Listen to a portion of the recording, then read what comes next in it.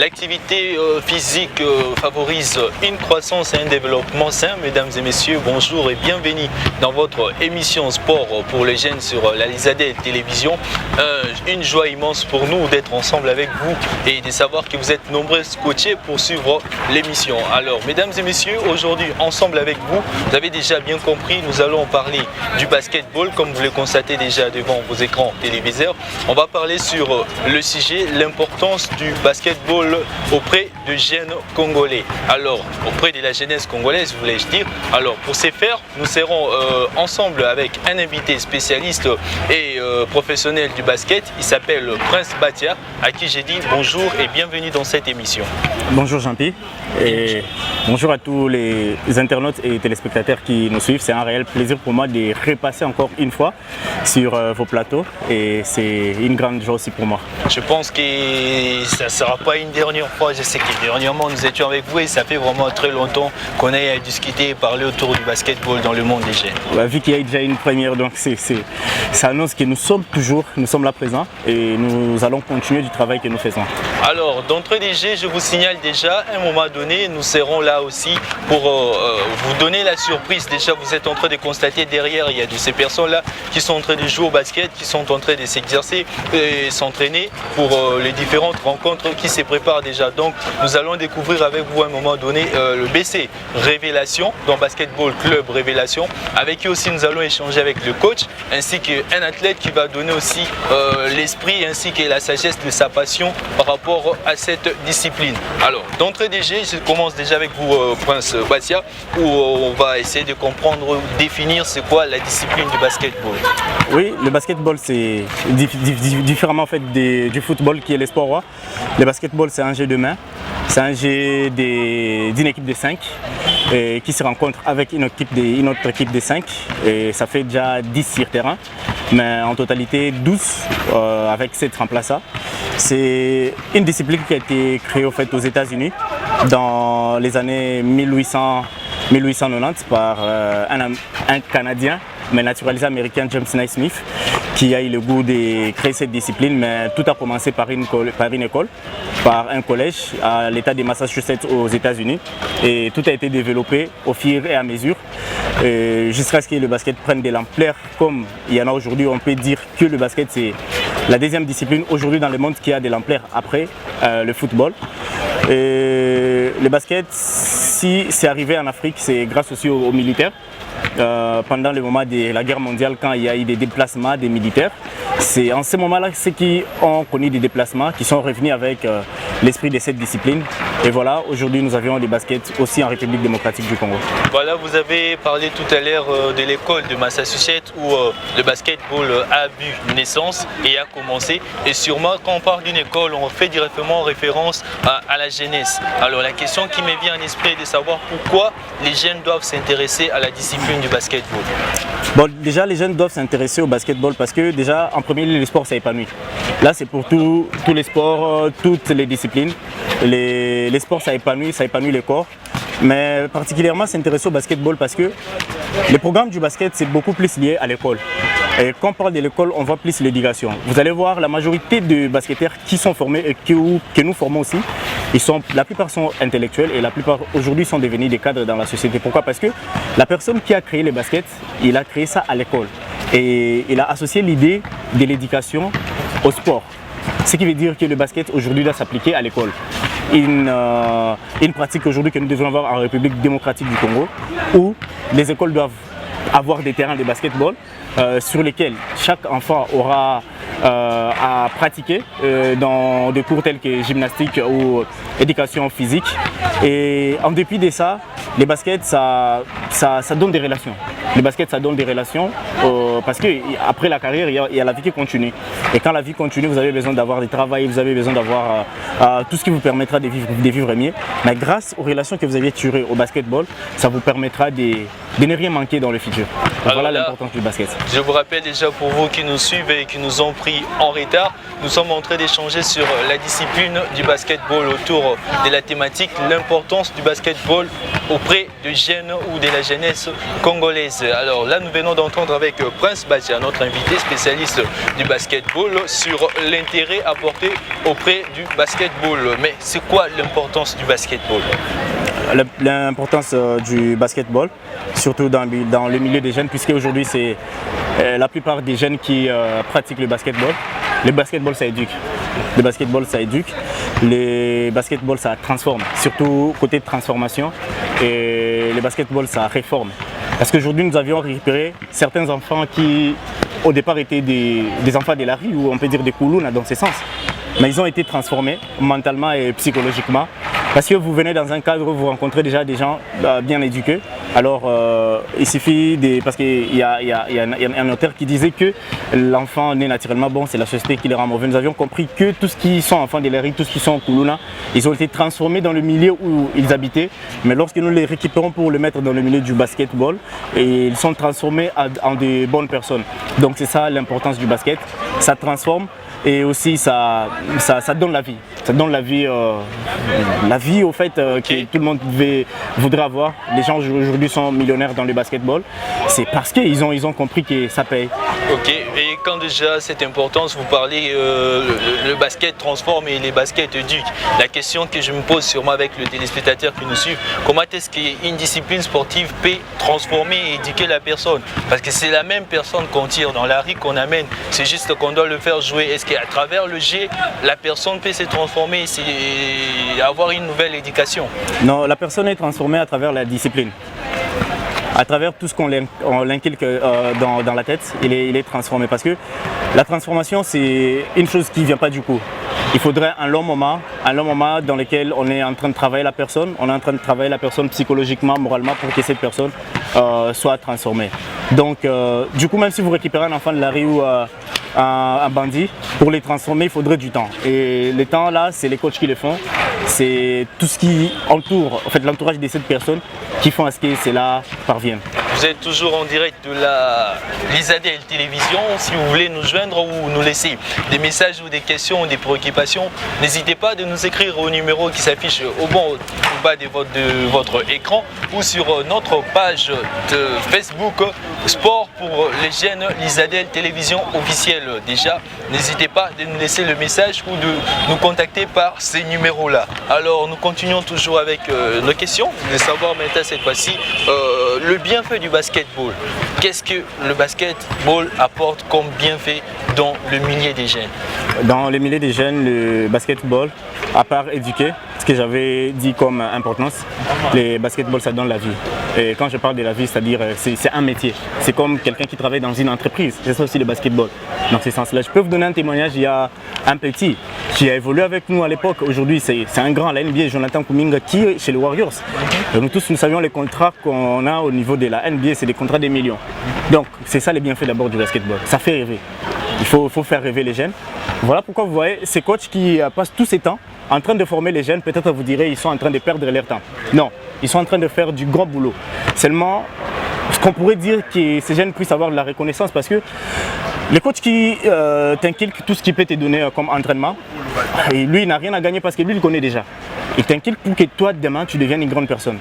Et je pense que pour les personnes qui peuvent être reconnaissantes, si aujourd'hui tu gagnes des millions, tu pourrais toujours revenir sur la personne qui t'avait formé, c'est-à-dire la source, ta première source, pour lui dire voilà, coach, je suis reconnaissant, tout ce que tu m'as inculqué, voilà, ça peut aujourd'hui. Je ne te donne pas ça pour te flatter, mais c'est un symbole que je te donne par rapport à ce que tu m'as donné. Le basketball aujourd'hui, ça paye. Ça paye et voilà pourquoi il n'y a rien à perdre dans tout ce que les gens font ici. Parce que c'est après quelques années qu'on voit les fruits de tout ce que ces jeunes appliquent aujourd'hui. Ok, le basketball, ça paye aujourd'hui. Les baskets peuvent rendre une personne riche, que tu aies passé par le banc de l'école ou pas. Mais avant de continuer avec notre émission, nous vous proposons d'abord de suivre cet extrait de vidéo d'illustration où on nous montre comment est-ce qu'on joue au basket. Et nous revenons ici pour vous expliquer en détail comment est-ce que vous pouvez apprendre à jouer au basket avec notre analyste Prince Badja. C'est parti.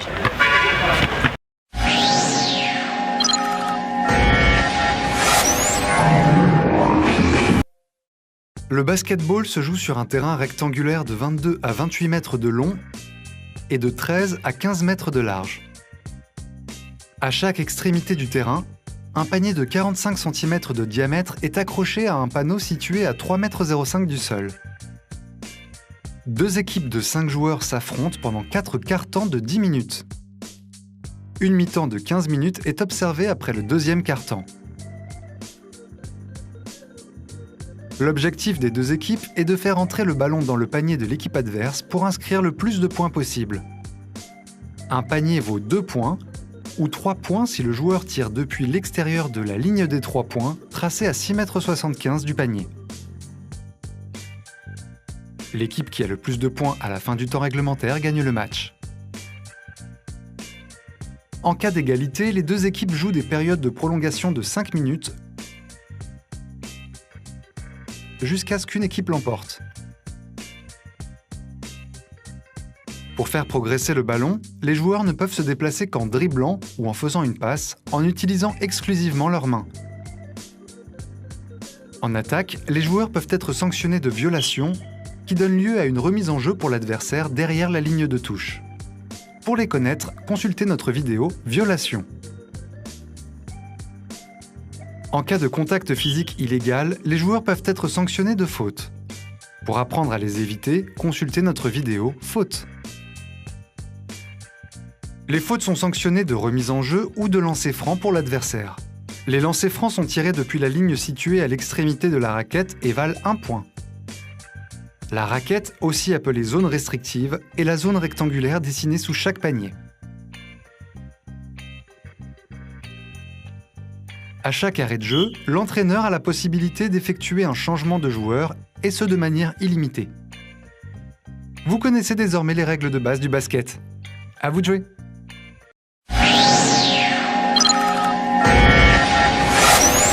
Voilà, vous venez de suivre cette petite vidéo qui vous démontre un peu l'utile à l'agréable, comment est-ce qu'on peut jouer au basket. Alors là c'était juste les images, mais les images sans le commentaire ne peuvent pas apporter plus d'explications. Alors voilà pourquoi déjà je me dirige vers vous encore Prince Badia.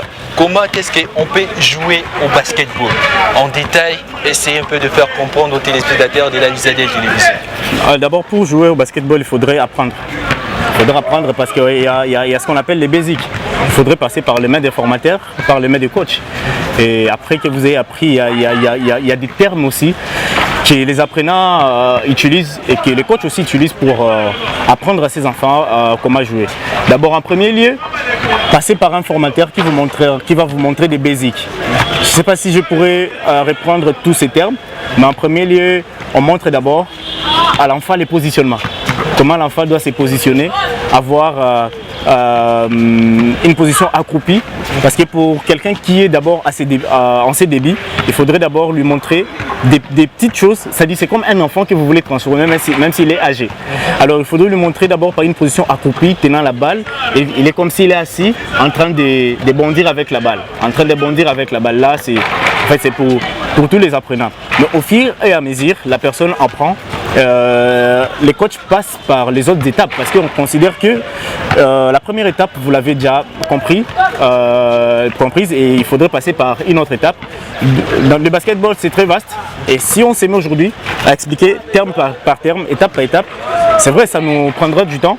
Mais je pense avec les illustrations que vous allez prendre, vous allez déjà, avec les téléspectateurs et les internautes, ils vont comprendre que comment ça se joue au travers des illustrations que vous aviez montrées, comment ça se passe, comment il y a de l'aisance, comment c'est structuré, comment on se positionne, et comment aussi on shoot, la position, comment shooter, la position, comment prendre son drive. Je pense que tout ça, vous allez montrer par les illustrations pour permettre peut-être à ceux qui, au départ, minimiser les baskets, de voir aussi, en dehors du football, c'est aussi une discipline très importante au milieu des jeunes. Alors nous constatons que dans d'autres disciplines comme le football roi, le basket plutôt, le football plutôt, comme sport roi, nous constatons des fois, on nous parle d'un 9, d'un 11, donc de poste. Est-ce que c'est le cas aussi avec le basketball?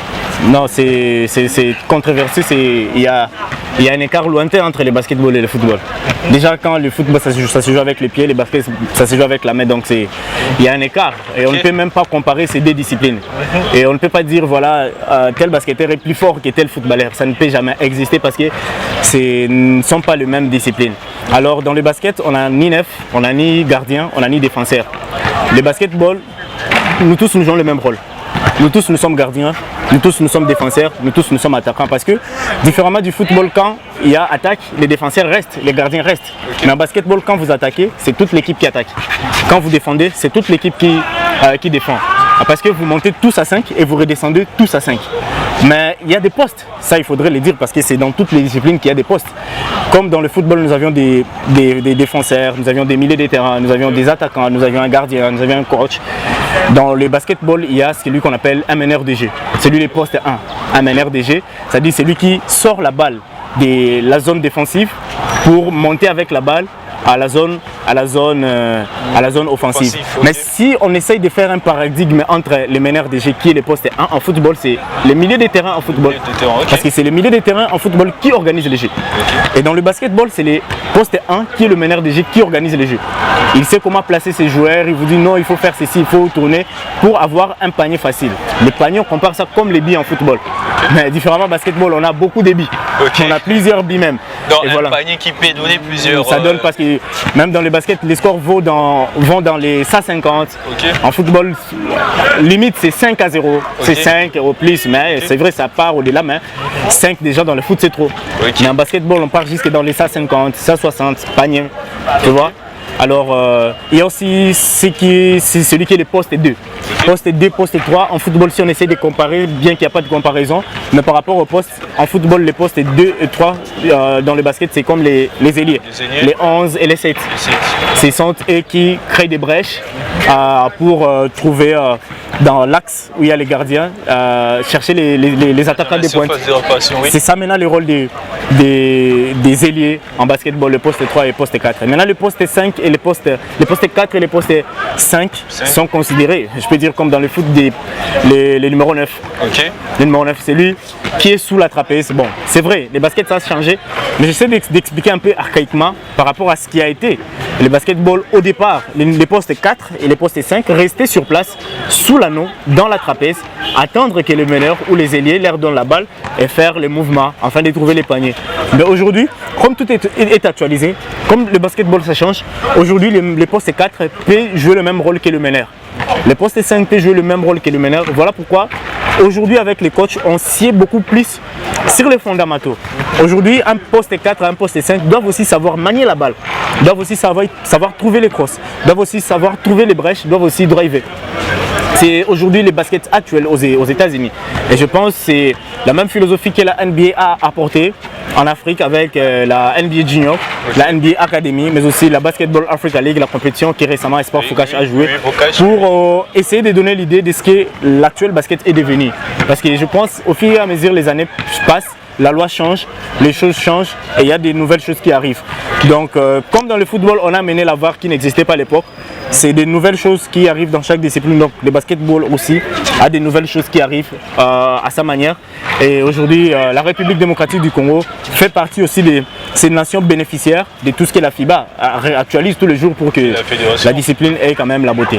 Alors, comme toute discipline, nous connaissons que rien ne marche avec le principe, rien ne marche sans les règles. Nous savons que le football, il y a des cartons rouges, il y a des cartons jaunes qui se donnent. Pourquoi? Parce qu'il y a des principes qui sont mis au point pour faire à ce que la discipline puisse exister dans le jeu. Alors, Prince Batia, je ne sais pas si c'est le cas aussi avec le basketball. Pourrions-nous parler de quelques principes ou règles de jeu au basketball? Bon, il y a plusieurs règles, mais les règles qui sont fondamentales, je peux en citer 5. Comme dans le basket, lorsque vous êtes en train de bondir, si vous aviez bondi et que vous retenez encore votre balle, il faudrait faire une passe, soit shooter. Si vous rebondissez avec la balle, ça devient on peut dire un double. En anglais, on dit un double, c'est-à-dire vous redoublez avec la balle alors que vous rebondissez alors que vous n'aviez plus le droit de rebondir. Vous tenez votre balle, il ne faut plus bondir quand vous aviez tenu votre balle. Si vous bondissez encore, ça devient un double, un doublé, comme nous avions en français, comme nous pouvons l'utiliser. Un autre principe dans le basketball, lorsque vous bondissez toujours avec la balle, que votre balle soit toujours sous votre poignée de main. Si la balle va au-dessus de la poignée, au-dessus du poignet de main, ça devient une portée. Ok. Ça devient une portée. Et vous allez voir, si, pour ceux qui suivent souvent les matchs de basketball, si l'arbitre fait ces mouvements, c'est-à-dire que vous avez porté la balle. Ok. La balle doit rester en dessous du poignet et non être au-dessous du poignet. Donc c'est parmi aussi les règles du basketball. Et il y a aussi des règles des fautes. C'est vrai, le basketball c'est un jeu de contact, mais différemment du football, le basket a des fautes qu'on siffle peut-être en football qu'on ne peut pas siffler. Ok. Vous présentez votre coude, c'est une faute dans le basket. Même si c'est vous qui avez la balle, si vous faites ça à votre adversaire, c'est une faute. Et ça devient une faute offensive. L'arbitre fait ces signes-là pour dire que vous aviez offensé malgré que vous aviez la possession de la balle. Ok. Une autre règle que je pourrais avoir en tête ou en idée, l'équipe a 24 secondes pour attaquer. Ok. Le basketball ça se joue par les secondes et vous allez voir, dans le football on n'arrête pas les minutes. Vous jouez 90 minutes non-stop. Ok. Mais dans le basketball vous jouez les minutes à stopper. Ok. C'est-à-dire quand la balle est dehors, les minutes s'arrêtent. Quand la balle revient sur terrain, les minutes ça continue. Et voilà pourquoi les matchs de basket ça dure plus que le match de foot. Ok. Ah. Je comprends maintenant. Les matchs de basket peuvent vous prendre 3 heures du temps. Alors que le match de foot c'est 1 heure et quelques minutes. Pourquoi? Parce qu'il y a beaucoup plus de temps mort, il y a beaucoup plus d'arrêts des jeux. Et on arrête les minutes quand la balle est dehors. Donc ça fait partie des règles. Donc quand je parlais de 24 secondes, vous avez d'abord 8 secondes d'attaque. C'est-à-dire quand vous sortez de votre zone avec la balle, vous avez le droit de quitter votre zone pendant 8 secondes. Si vous traînez pendant 8 secondes dans votre zone, c'est-à-dire la balle va revenir à l'avantage de l'équipe adverse. En deux passants, vous avez maintenant 16 secondes d'attaque. 16 secondes d'attaque. C'est vrai, ce sont des règles que les débutants ne peuvent pas comprendre. Mais dès lors que vous entrez déjà dans les bains de la discipline, vous aurez à comprendre facilement. Parce que les gens disent que le basketball c'est trop difficile. Non, il suffit d'observer et de comprendre. Il y a des gens qui connaissent le basket, pas parce qu'ils ont joué, mais parce qu'ils ont beaucoup suivi, ils ont beaucoup observé. Et voilà, ils ont connu, voilà, c'est quoi le basket. Et le basketball, ça se joue à 40 minutes, mais à la NBA, ça se joue à 48 minutes. Bon, la NBA a un règlement différent du FIBA, de la FIBA. Ok. Là, dès mon arrivée, je constate qu'il y avait un match amical du basketball qui est en train de jouer ici sur ces terrains à l'ISC. Et du coup, je constate à tout moment qu'on effectuait des changements. C'était un joueur qui sortait, le même joueur pouvait revenir, mais je me disais, est-ce que c'est pas comme au football, un joueur qui est déjà sorti ne peut plus revenir au terrain, ou soit c'était parce que c'est un match d'entraînement et c'est un peu de nous expliquer le côté changement de joueur. Bon, c'est un peu différent parce que je peux dire dans le football, s'il y a un joueur qui sort, il ne rentre plus. Il rentre plus, il sort pour du bon. Mais ici, vous avez en fait la possibilité de quitter et de revenir sur terrain. C'est un règlement qu'a les baskets que le foot n'a pas. Qu'a les baskets que le foot n'a pas. Je ne sais pas pourquoi ils ont fait ça, qu'un joueur qui sort et il a toujours la possibilité de rentrer. Ça, je ne sais pas expliquer, mais c'est ça le basket. Ok, donc on peut dire par rapport au football, l'athlète star de l'équipe qui peut sortir, prendre son souffle et revenir pour aider encore. C'est pour permettre aussi à l'athlète de s'essouffler et de revenir après, d'avoir peut-être un double poumon, voilà, et de se rafraîchir et de revenir après. Alors nous prenons juste cette transition et nous revenons pour finir avec notre invité Prince Batia avant de prendre la surprise, donc la découverte, notre rubrique découverte où nous allons connaître maintenant le basketball club BC Révélation, échanger avec le coach ainsi que l'athlète et chiter avec cette émission. C'est parti.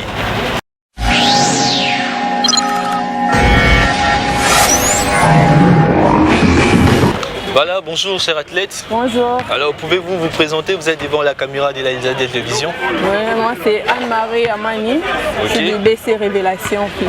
Alors nous avons deux questions pour vous. On aimerait un peu savoir qu'est-ce qui vous a motivé en fait de jouer au basketball. Ce qui m'a motivé à jouer au basketball, c'est parce que c'est un sport collectif, auquel on peut jouer avec les gens, tout ça. Et puis aussi c'est parce que je cherchais quelque chose auquel pouvoir m'évader, m'amuser, m'épanouir un peu. C'est pour cela que j'ai choisi le basketball pour essayer de m'épanouir, de jouer à ça. Alors nous constatons que depuis un certain certain moment, plus précisément en République démocratique du Congo, la plupart des filles détestent le sport. Et surtout quand on parle football, quand on parle basketball, et ça ne les intéresse pas. Souvent, c'est novelas. Alors, pour toutes ces filles-là qui sont en train de nous regarder et qui hésitent encore de jouer au basketball, quels sont ces messages que tu lances pour eux? Regarde, je les dis simplement de venir jouer au basketball parce que ça va les aider, parce que c'est un sport vraiment bien, trop nini. Donc ça va vraiment leur aider à bouger, à avoir la forme, tout ça. Donc c'est vraiment un meilleur sport à faire, à pratiquer aussi. Ok, en tout cas. Ils vont aimer. Ils vont aimer s'ils viennent jouer, ils transpirent aussi, ça fait du bien quand même. Ok, alors vous avez constaté, vous avez dit encore le nom, c'était Anne-Marie. Anne-Marie, déjà. Mais plus souvent on m'appelle Amani. Voilà, ok, ouais. Amani, moi je préfère aussi vous appeler comme ça, Amani. Ouais. Vous avez constaté qu'Amani venait de jouer, vous l'avez constaté quand on était avec Prince Batia derrière, il jouait, ça n'a pas tué Amani, ça n'a pas changé Amani, et elle reste toujours fille et elle pratique toujours du basketball. Alors vous aussi qui sont encore à la maison pour jouer au basketball, n'hésitez pas à pratiquer cette discipline qui ouvre l'esprit et qui vous permet d'exceller aussi dans la vie. Alors merci à toi Amani et je pense qu'on t'aura encore prochainement. Ouais, merci. Alors c'est parti Beta pour le coach juste après la transition. Titi, bye.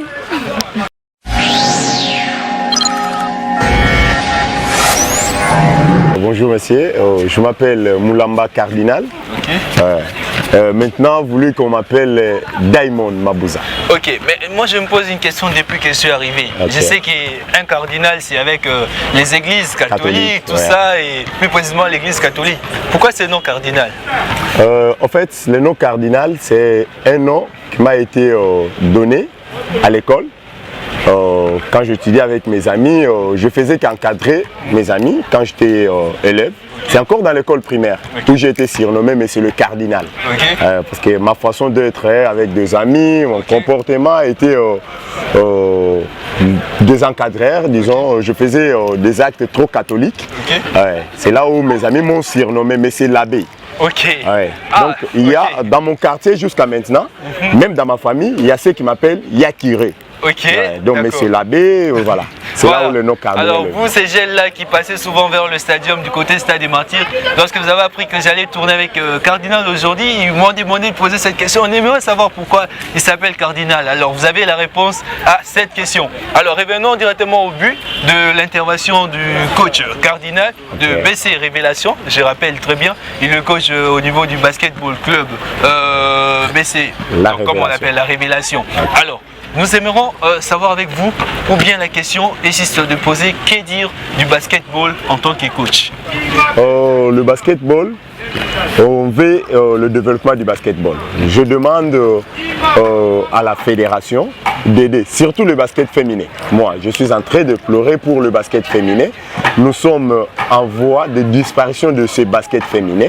Je demanderai à la fédération d'avoir deux stratégies pour remonter le basket féminin. Vous voyez, financièrement, il n'y a pas de moyens conséquents pour encadrer les filles. Alors si la fédération peut aider à réduire le prix à payer de formalité pour des équipes féminines, ça peut permettre à motiver les gens de continuer à encadrer de jeunes filles. Vous verrez qu'il y a beaucoup d'équipes masculines et que des équipes féminines.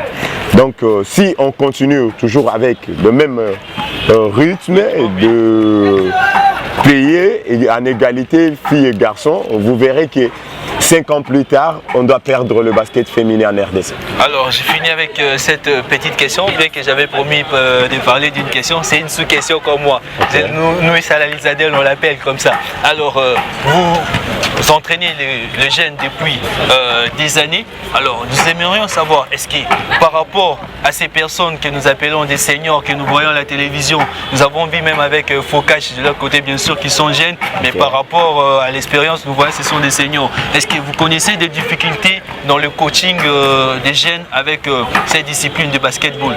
Oui. Le problème qui est appelé comme difficulté est dans notre direction technique.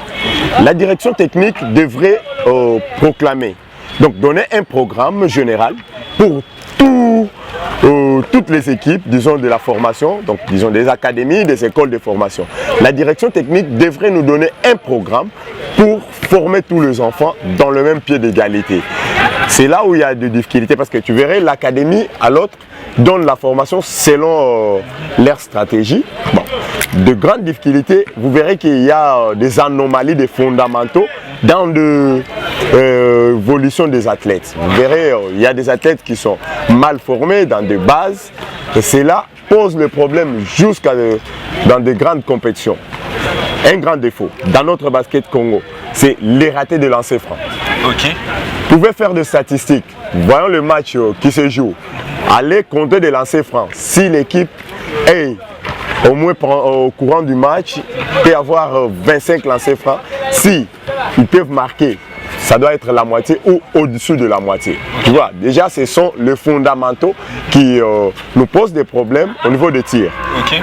Comme on n'a pas de directeur technique qui fait des suivis dans des académies pour voir si réellement nous les formateurs on fait des boulots qu'il faut pour former les athlètes là à être